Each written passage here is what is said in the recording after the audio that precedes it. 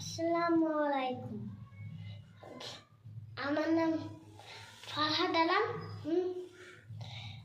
আমি একটা কবিতা বলব। কবিতার নাম লিচু চুল, লিখেছেন কাজী নজরুল ইসলাম। বাবুদের ডাল পুকুরে, হাবুদের ডাল পুকুরে, সিকিবাস করলো তারা, বলি থাম একটু দাঁড়া। পুকুর ওই কাছে আছে না, লিচু গাছ আছে না, ঠান্ডা আসতে ইয়া বড় কাছ থেকে গাছে গিয়ে যেই চলেছি, ছোট্ট ডাল ধরেছি, ও বাবা মরার জল বলেছে সালার জল। পল মালিক ঘরে ছেড়েছিল গাছের আলে, বেটা ভাই বড় জল, ধুমাধুম কত জল দিল, খুব কিলো খুশি, একদম জোশ খুশি।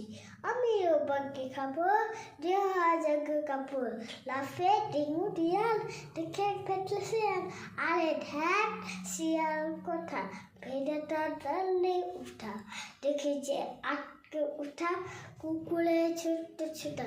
আমি কই কম বকাবো, কুকুরে করবে সাবল, বাবা গো মা গো বলে পাছিলে ফুকুর দিয়ে ঢুকে গিয়ে বসতে বলে, যেন প্যার আসলো ঢালে, যাবো ফের কানমনে ভাই, ছুরিটা আজ যদি যায়, তবে মোর নামই মিছা, কুকুরের চামড়া খেচা।